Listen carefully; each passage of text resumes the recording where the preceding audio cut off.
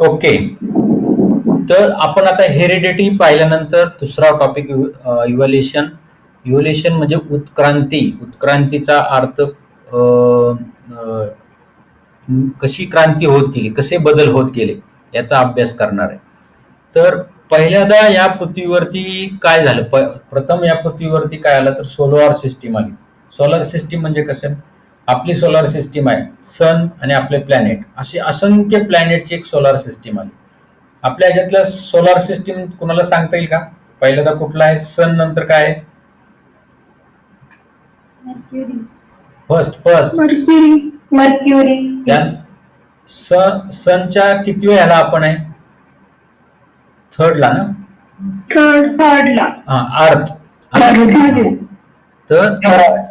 तर ह्या solar system 3 billions year ago या भूतलावर आली. म्हणजे भूतलावर म्हणण्यापेक्षा हे युनिव्हर्समध्ये, पूर्ण युनिव्हर्समध्ये 3.5 billions years ago solar system अस्तित्वात आली. That time there is a no life. आपल्या ह्याच्यावरती अजिबात जीवन नव्हतं, कोणीही प्राणी नव्हता, नो लिव्हिंग थिंग्स. त्यावेळेस अर्थवरती गॅसेस होते. म्हणजे कसं, पूर्वी काय असं झालं की जी युनिव्हर्स आहे, जे मोठं अवकाश आहे, युनिव्हर्समध्ये गॅसेस फॉर्ममध्ये पार्टिकल्स. बिग बँग थेअरी, तुम्ही आता बिग बँग थेअरी ऐकली असेल, मध्ये बरेच त्याच्यावरती आलं. बिग बँग थेअरीमध्ये हायड्रोजनचे छोटे छोटे जे हायड्रोजन गॅसेस स्वरूपात बाहेर पडले. आणि ह्यामध्ये चेंजेस कसे झाले की ग्रॅव्हिटेशनल फोर्स म्हणजे गुरुत्वाकर्षण, ग्रॅव्हिटेशनल, जसं आपली पृथ्वी आपल्याला ग्रॅव्हिटीने खाली ओढते, तसं ग्रॅव्हिटेशनल फोर्सने हायड्रोजन बॉन्ड्स एकत्र यायला सुरुवात झाली आणि त्याच्यामधून स्फोट व्हायला लागले आणि ह्या स्फोटातून गॅसेस तयार झाले. या गॅसेस म्हणजे हे खूप खूप जुनं सांगतो आपण, जन्माला याच्या अगोदर 3.0 म्हणजे ह्याच्यावरती कोणीही जिवंत प्राणी अस्तित्वात नव्हता. तेव्हा अर्थवरती हे गॅसेस फॉर्म होऊन त्याच्यातून ग्रॅव्हिटी होऊन सगळे कंपाऊंड जवळ यायला लागले आणि त्याच्यामधून सोलार सिस्टीम म्हणून अर्थ आली. त्यावेळेस अर्थवरती फक्त गॅस होता. हा गॅस नंतरच्या ह्या ग्रॅव्हिटेशनल फोर्समुळे सॉलिड व्हायला सुरुवात झाली. ह्या सॉलिड नंतर लिक्विड फॉर्म मध्ये आला आणि लिक्विड पासून वॉटर तयार झालं. तुमच्या लक्षात येते का, या पृथ्वीवरती गॅस होता, तो गॅस सॉलिड फॉर्म मध्ये यायला लागला, त्याच्यामधून ह्या लिक्विड फॉर्म अर्थवर तयार व्हायला लागला. म्हणजे पूर्वी सगळं गॅस फॉर्म होतं आणि हे जे या पृथ्वीवर म्हणजे पृथ्वीवरती हळूहळू लिक्विड आलं, लिक्विड मधून वॉटर आलं. वॉटर आल्यानंतर त्याच्यामध्ये आता पाणी आल्यानंतर unicellular organism, first unicellular organism, त्याच्यामध्ये दोन आले, अमिबा आणि पॅरामेसियम. अमिबा हा पहिला जीव आला, पॅरामेसियम हे दोन युनिसेल्युलर जीव ह्या पृथ्वीवर आले, अर्थवर. तुमच्या लक्षात येते का? आणि याच्यातूनच इव्हॅल्युएशन झालं, ह्यातूनच उत्क्रांती होऊन वेगवेगळे चेंजेस होऊन वेगवेगळे प्राणी म्हणजे लिव्हिंग थिंग्स या अर्थवर आले. या अर्थवर आले. त्याच्यातून काही aquatic, what mean by aquatic म्हणजे पाण्यातले प्राणी, म्हणजे त्याच्यापासून काही फिश, काही स्टार फिश असे तयार व्हायला लागले. ते ॲक्वेटिक तुम्हाला मी एक नोट करायला सांगितले की वर्ड आणि त्याचा ॲक्वेटिक्स म्हणजे पाण्यातील. काही टेरेस्ट्रियल, काही जमिनीवर आले, काही एरियल, काही हवेत गेले, असे वेगवेगळे प्राणी या भूतलावर आले. हा जो स्टडी आहे, हे सगळं जे आहे ह्याला इव्होल्युशन असं म्हणतात. तुम्हाला कळलं का काय झालं? कोणच नव्हतं, वॉटर आलं. हा, तुम्हाला जर म्हणजे इव्होल्युशन कसं झालं, काहीच नव्हतं, there is nothing. Bang bang थेअरीनुसार स्फोट होऊन अर्थ म्हणजे सोलर सिस्टीम म्हणून अर्थवर गॅसेस फॉर्म, या गॅसेस फॉर्म मधून हळूहळू सॉलिड मधून लिक्विड मध्ये वॉटर मध्ये युनिसेल्युलर ऑर्गॅनिझम, युनिसेल्युलर मध्ये अमिबा पॅरामेशियम आणि अमिबा पॅरामेशियम नंतर ॲक्वेटिक, टेरेस्ट्रियल आणि एरियल म्हणजे काही जमिनीवर राहणारे, काही पाण्यात राहणारे, काही हवेत राहणारे असे प्राणी या भूतलावर लिव्हिंग थिंग्स आले. हे सगळं इव्होल्युशन आहे. म्हणजे हा उत्क्रांती झाला आणि त्यापर्यंत आपल्यापर्यंत टेरेस्ट्रियल म्हणजे जमिनीवर राहणारे. टेरेस्ट्रियल म्हणजे जमिनीवर राहणारे. ॲक्वॅटिक म्हणजे पाण्यात राहणारे. एरियल म्हणजे हवेत राहणारे. कळलं? आता हे इव्हॅल्युएशनचं तुमच्या बुक मधलं चित्र आहे. हम्म? तर तर ह्यामध्ये पहिला जे इव्हॅल्युएशन आहे ते तुमच्या बुक मधलंच आहे. मी वाचून दाखवतो. Evaluation is a gradual change occur in living organism over a long duration. म्हणजे इव्हॅल्युएशन म्हणजे काय की evaluation means gradual change occur in living organism in long time. बराच काळ 3.5 मिलियन्सच्या पूर्वीची गोष्ट आपण आता बोलतोय. म्हणजे त्याच्यामध्ये चेंज होऊन होऊन आपल्यापर्यंत आता मनुष्य प्राणी आपण आलेलो आहे ना, आपण त्याचा अभ्यास करतोय की मागं काय घडलंय त्याचा. त्यानंतर this is a very slow going process through which development of organisms achieved. ह्या स्लो प्रोसेसमध्ये ऑर्गॅनिझम डेव्हलप झाले, म्हणजे आपण डेव्हलप झालो. हे जे इव्हॅल्युएशन थिअरी आहेत वेगवेगळ्या सायंटिस्ट लोकांनी सांगितलेले आहेत. तर त्याच्यामध्ये आपण कसे इव्हॅल्युएशन म्हणजे नो ऑर्गॅनिझम टू आपल्यापर्यंत हा आपण आता स्टडी करतोय. हा ग्रॅज्युअल प्रोसेस. इव्हॅल्युएशन ही ग्रॅज्युअल प्रोसेस आहे. All these stages in change occur in various components, ranging from stars and planets in space to the biosphere present on the Earth should be included in the study of evolution. म्हणजे ह्याच्यात त्यांनी काय काय केले, solar system, अर्थ, बाकीचे सगळे जे असतील स्टार्स अँड प्लॅनेट याचा पण अभ्यास इव्होल्युशन मध्ये होतो हे सांगितले. मी तुम्हाला सांगितलंच. मी तुम्हाला तो चार्ट काढून दाखवला की इकोसिस्टीम कशी कशी डेव्हलप होत गेली. तर त्याच्यानंतर formation of new species due to change in specific character of several generation of living organism as respond to natural selection is called evaluation. हे तुम्हाला जरा डोक्यावरून गेलं असेल. म्हणजे फॉर्मेशन ऑफ न्यू स्पेसीज म्हणजे या भूतलावर नवीन स्पेसीज तयार झाली.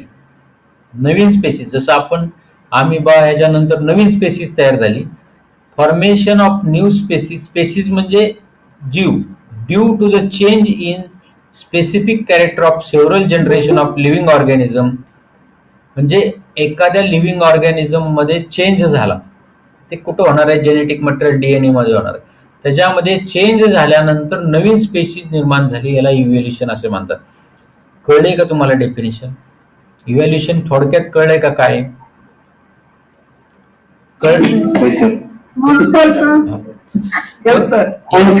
आता हे इव्हॅल्युएशन तुम्हाला टॉपिक आता मी तुम्हाला जे एक्सप्लेन केला त्याच्या आता पुढे जाऊ आपण. आता इव्हॅल्युएशन इज ग्रॅज्युअल चेंज आपण आता जे वाचलं तेच लिहिलेलं आहे. तर यातलं मोठ्या अक्षरात लिहिलं कोण वाचून दाखवेल का? एनीबडी? का दिसत नाहीये? मी हा. Evolution is the gradual change occurring in living organism over long duration. This is a very slow going process through which development of organisms is achieved. All the stages and changes occurred in various components ranging from stars and planets in space to the biosphere present on the Earth should be included in the study of evolution. Formation of new species due to changes in specific characters of several generations living organisms as a response to natural selection is called as evolution. Yes. Okay. आता evaluation is nothing but a gradual change. आता हे कसं होत जातं? At present crores of species of plants and animals with huge diversity regarding shape and complexity are present on earth. याचा अर्थ असा आहे की आत्ता भूतलावर किती प्लॅन्ट्स आणि ॲनिमल्स आहेत? भरपूर, करोडो. आणि वेगवेगळ्या जेनेटिक कॅरेक्टर सहित आणि एक्सटर्नल चेंजेस आहेत. एक्सटर्नल फीचर होईल वेगवेगळे. तुम्ही फिश घेतले तर फिशचे पण वेगवेगळे प्रकार आहेत. प्लॅन्ट्स घेतले तर प्लॅन्टचे पण वेगवेगळे प्रकार आहेत. असे व्हरायटी ऑफ करोडो व्हरायटी आत्ता आपल्याकडे आहे. In on earth animal and plants याची व्हरायटी भरपूर आहे, मोठ्या प्रमाणात आहे. तर हे जे आहे animal variety range from unicellular amoeba paramecium to the man and giant whale. The plant diversity consist of various species ranging from chlorella to huge banyan tree. म्हणजे आपल्याकडे कशी व्हरायटी इव्होल्युशनची ग्रॅज्युअल युनिसेल्युलर ऑर्गॅनिझम होते, बरोबर. पहिलं तर unicellular organism आला. त्या युनिसेल्युलर ऑर्गॅनिझमचे दोन मध्ये इव्हॅल्युएशन झालं, एक ॲनिमल आणि एक प्लॅनेट. ॲनिमल मध्ये कोण आलं, अमिबा, पॅरामेशियम, ह्युमन आणि वेल. म्हणजे ॲनिमल मध्ये मोठ्या cells multi cellular macro organism पर्यंत डेव्हलपमेंट झाली, अमिबा पासून ह्युमन बिंग्स आणि वेल पर्यंत झाली. आणि ह्याच्या उलट प्लॅन्ट मध्ये काय झाली, क्लोरेला पासून बनियन ट्री तयार झाला. युनिसेल्युलर क्लोरेला पासून बनियन ट्री म्हणजे केळीच्या झाडापर्यंत मोठ्या प्रमाणात सेल असलेले प्लांट्स तयार झाले. म्हणजे हे जे ग्रॅज्युअल चेंजेस आहेत हे ह्यांच्यामध्ये झाले, प्लांट्स आणि ॲनिमलमध्ये. The life exist in earth everywhere from equator to earth poles. Organism are present in all place like air, water, land, rock, etc. Human have shown curiosity about origin of the life and response for such great diversity in life. Present of Earth since ancient period, different theories about origin and evolution of life have been proposed till today. Which theory of gradual development of living organism is accepted? म्हणजे काय, ह्यात असं सांगितलं की gradual चेंजमध्ये animal असतील, प्लांटमध्ये बरेच change झाले आणि हे चेंज कसे होत गेले याच्या बऱ्याच थिरीज आहेत. यातल्या या थिरीजमध्ये आता आपण जे इव्हॅल्युएशनचे आहे हे ॲक्सेप्टेड आहे, सगळ्याला मान्य अशी थिरी आहे. एका वेळेस या थिरीपेक्षा वेगळी थिरी तुम्ही मांडू शकता, तुम्ही सायंटिस्ट झाल्यानंतर सांगू शकता. पण आत्ता जी आपल्याकडे इव्हॅल्युएशनची थिरी आहे ती मान्य आहे. आता ह्याच्यामध्ये बरेच आहेत, काही ठिकाणी वेगवेगळ्या थिरीज सांगितलेल्या आहेत, काही आपल्याकडं पंचमहाभूताच्या थिअरी सांगितलेल्या आहेत, काही बिग बँगची थिअरी तर याच्याशी रिलेटेड आहे, प्रत्येकाचं डार्विनचं आहे, हेरिडिटीचे वेगवेगळे इव्होल्युशन थिअरी आहेत. पण आपण जे आता पाहतोय ते आता सगळीकडे ॲक्सेप्टेड अशी ही थिअरीज आहे की बाबा हे कसं झालं, हे इव्होल्युशन कसं झालं, माणसापर्यंत प्राणी कसे डेव्हलप होत गेले याचा अभ्यास. तर थिअरी ऑफ इव्होल्युशन आहे ते आपण आता अभ्यासणार आहे. First living material protoplasm unicellular. म्हणजे या पृथ्वीवर पहिल्यांदा फर्स्ट लिव्हिंग आला तो प्रोटोप्लाझम. प्रोटोप्लाझम म्हणजे सेल मधला जो लिव्हिंग घटक आहे त्याला प्रोटोप्लाझम म्हणतात. म्हणजे तुम्ही कन्फ्युज होऊ नका, प्रोटोप्लाझम ही युनिसेल्युलर म्हणजे युनिसेल्युलर सेलमध्ये जे लिव्हिंग थिंग असतं त्याला प्रोटोप्लाझम म्हणतात. म्हणजे अमिबामध्ये प्रोटोप्लाझम आहे. म्हणजे युनिसेल्युलर प्लांट. कुणीतरी क्वेश्चन आता विचार की युनिसेल्युलर प्लांट कुठला आहे, क्लोरेला हे युनिसेल्युलर प्लांट आहे. म्हणजे पाठीमागे येऊ आपण, हा क्वेश्चन विचारला म्हणून. क्लोरेला नावाचा युनिसेल्युलर प्लांट आहे. हे एकत्र येऊन त्याच्यापासून आपल्याला असं ग्रीन कलरचा क्लोरेला दिसतो. हा युनिसेल्युलर प्लांट आहे. त्याच्यापासून बनियन ट्री इव्हॉल्व झाले हळूहळू. जसं मनुष्यामध्ये अमिबा वगैरे यांच्यामध्ये चेंज होत ह्युमन बिईंग पर्यंत असं, तसं प्लांटमध्ये सुद्धा युनिसेल्युलर प्लांट पासून बनियन ट्री मध्ये डेव्हलपमेंट झाली. कळलं का? कुणी विचारलं होतं? युनिसेल्युलर प्लांट बद्दल विचारलं होतं, ते सांगतो आता. थिअरी ऑफ इव्हॅल्युएशन कसं होत गेलं, म्हणजे हे सगळे चेंजेस कसे होत गेले. तर फर्स्ट लिव्हिंग मटेरियल आलं अर्थवरती पाण्याच्या ह्याच्यात, त्याच्यामध्ये प्रोटोप्लाझम होता, तो युनिसेल्युलर होता. ह्या प्रोटोप्लाझम पासून अमिबा, पॅरामेशियम तयार झाले आणि ह्या अमिबा पॅरामेशियम मध्ये चेंजेस होऊन युनिसेल्युलर पासून मल्टी सेल्युलर ऑर्गॅनिझम डेव्हलप होत गेले, एक सेल्स असणारे, अनेक सेल्स असणारे. आणि ही इव्हॅल्युएशन थिअरी पुढे आली. न्यू लार्ज कॉम्प्लेक्स ऑर्गॅनिझम तयार झाला. युनिसेल्युलर पासून मल्टी सेल्युलर ऑर्गॅनिझम तयार झाले. ही इव्हॅल्युएशन थिअरी आहे. कळलंय का तुम्हाला?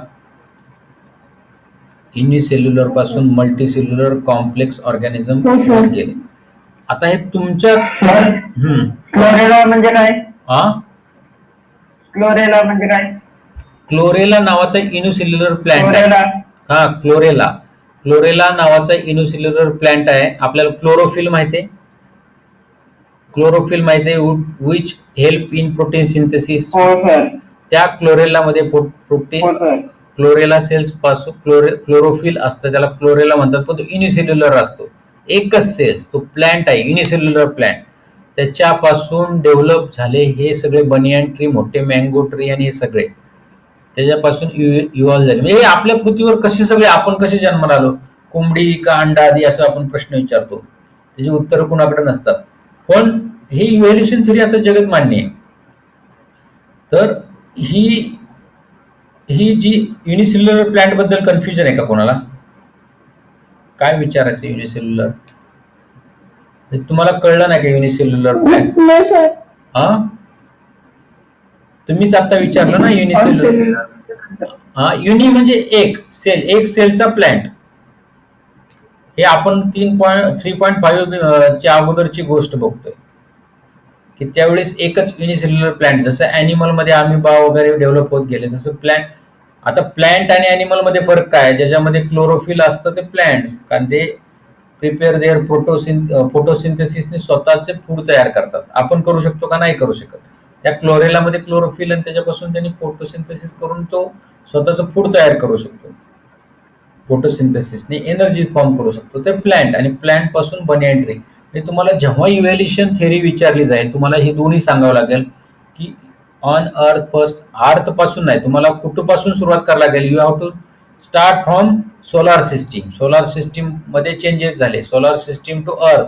अर्थ म्हणजे वरती गॅसियस, गॅसियस मध्ये ते सॉलिड होण्यास, सॉलिड झालं, सॉलिड मध्ये लिक्विड, लिक्विड मध्ये वॉटर, वॉटर मध्ये युनिसेल्युलर, त्याच्यामध्ये परत 2 पार्ट, एक अॅनिमल आणि प्लांट्स. अॅनिमल मध्ये अमिबा पासून ह्युमन बिईंग पर्यंत किंवा वेल पर्यंत, आणि ह्याच्यामध्ये क्लोरेला पासून बनियन ट्री, मँगो ट्री, कुठले असतील ते सगळे झाड. हे तुम्हाला कळलं का? हे इव्हॉल्व्ह झाले, ह्याच्यामध्ये उत्क्रांत होत गेले. येस. आता ह्या कॉम्प्लेक्स स्ट्रक्चर झाल्यानंतर थिअरी ऑफ हे जे आपण बघतोय, फर्स्ट लिव्हिंग मटेरियल आलं ते प्रोटोप्लाझम मध्ये, त्याच्यात चेंजेस ऑकर होऊन लार्ज कॉम्प्लेक्स ऑर्गॅनिझम तयार झाला. आता हे थिअरी ऑफ इव्हॅल्युएशन 2 मार्काला तुम्हाला विचारलं जाईल. तुम्हाला मी आता हे जे सांगितलं हे थोडक्यात, first living material, protoplasm, changes occur, large complex organism form, त्याचंच इथं डिस्क्रिप्टिव्ह आहे. तुम्हाला हेच परीक्षेत लिहायचे. थिअरी ऑफ इव्हॅल्युएशन ही नोट्स खूप चांगली आहे, हे तुम्ही लिहू शकता. फक्त तुम्हाला कळलं पाहिजे की हे इव्हॅल्युएशन कसं झालं, कसं लिहायला सुरुवात करायची. Theory of evaluation 2 marks. Start करा. According to this theory, first living material protoplasm has been found in ocean. म्हणजे काय? ह्याच्यामध्ये ओशनमध्ये म्हणजे समुद्रामध्ये फर्स्ट प्रोटोप्लाझम युनिसेल्युलर ऑर्गॅनिझम आला. बरोबर? was formed. Gradually change occur in unicellular organism from which large more complex organism are formed. ह्या in long period ह्या प्रोटोप्लाझम मध्ये चेंजेस होत गेले आणि लार्ज कॉम्प्लेक्स ऑर्गॅनिझम फॉर्म झाला. बरोबर? Duration of all this change is almost 300 crore years. म्हणजे 300 वर्ष लागली ह्या प्रक्रियेला. कळलं? Changes and development in living organism has been all round and multidimensional and this led to evaluation of different types of organism. म्हणजे काय म्हणायचंय माहिती का तुम्हाला, की हे इव्हॅल्युएशन ऑल डायरेक्शननी झालं, सगळीकडे झालं. म्हणजे असं नाही झालं फक्त अमिबाच होत गेला, प्लांट मध्ये काहीच झालं नाही. ऑल डायमेन्शन मध्ये इव्हॅल्युएशन म्हणजे चेंजेस ऑकर होत गेले, चेंजेस होत होत होत गेले, आणि 300 वर्षामध्ये, 300 करोड वर्षामध्ये, 300 करोड वर्षामध्ये हा कॉम्प्लेक्स ऑर्गॅनिझम तयार झाला. त्याच्यामध्ये पुढे काय दिले त्यांनी, hence the overall process called evolution which is organizational progressive development of plants and animal from ancestor having different structural and functional organization is called evolution. हा जे शेवटचे 3 वाक्य आहेत, progressive development of plant and animal from ancestor having different structural and functional organisation is called evaluation. Progressive change होत गेला कशामध्ये? Plants and animal मध्ये, from their ancestor. म्हणजे कळलं का? अँसिस्टर म्हणजे काय? लिहून घ्या, तुमची जी नोट आहे ना त्याच्यात, अँसिस्टर म्हणजे पूर्वज. लिहून घ्या, अँसिस्टर म्हणजे पूर्वज. तुम्हाला स्पेलिंग इथं आहे बघा, अँसिस्टर ancestor म्हणजे पूर्वज. Gradual change occur their ancestors and form new organism is called evaluation. इव्हॅल्युएशनची ही जी डेफिनेशन दिले की तुम्हाला ही परीक्षेत थिअरी ऑफ इव्हॅल्युएशन आले तर तुम्हाला हे लिहावंच लागेल. कुठलं? Progressive development of plants and animal from ancestor having different structural and functional organisation is called evaluation. म्हणजे progressive development in plants and animal having different structural and functional organisation is called evaluation. म्हणजे मी मनुष्य आहे आणि माझ्यापेक्षा functional and structural different असलेला नवीन animal तयार झाला तर त्याला इव्हॅल्युएशन म्हणायचं. म्हणजे तुमच्या लक्षात येते का की तो मूळ राहणार नाही, तर दुसरंच इव्हॅल्युएशन होणार, तर त्याला इव्हॅल्युएशन म्हणायचं. ही थिअरी कळली का तुम्हाला? इव्हॅल्युएशन, थिअरी ऑफ इव्हॅल्युएशन ही पण हे परीक्षेला विचारू. आता आपण थांबायचं का? पुढचा फक्त तुम्हाला पुढच्या टॉपिकची सुरुवात करून देतो. आता हे इव्हॅल्युएशन झालं, याला काय पुरावा आहे का?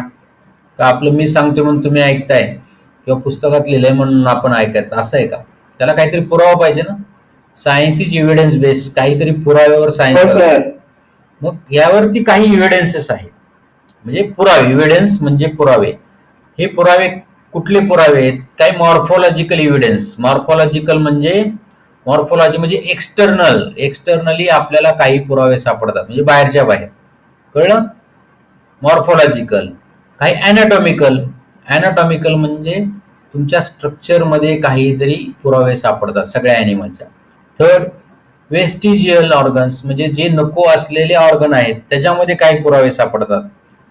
त्यानंतर पॅलेंटॉलॉजिकल आणि त्यानंतर कनेक्टिंग लिंक आणि एम्ब्रॉलॉजिकल. पॅलेंटॉलॉजिकल म्हणजे काय? तुमच्या फॉसिलचा स्टडी केला जातो. म्हणजे तुम्हाला ते पुढच्या टॉपिकमध्ये मी सांगेल काय आहे. कनेक्टिंग लिंक आणि एम्ब्रॉलॉजिकल म्हणजे हाऊ द ऑर्गॅनिझम. एम्ब्रॉलॉजी म्हणजे स्टडी ऑफ डेव्हलपमेंट म्हणजे एम्ब्रिओ. हाऊ एम्ब्रिओ डेव्हलप म्हणजे एम्ब्रिओ म्हणजे गर्भाची कशी निर्मिती होते वेगवेगळ्या ॲनिमलमध्ये, ह्याचा जो स्टडी केला जातो त्याला एम्ब्रॉलॉजी म्हणतात. हे जे तुमचे 6 एव्हिडन्स आहेत ते उद्या आपण कव्हर करणार आहे.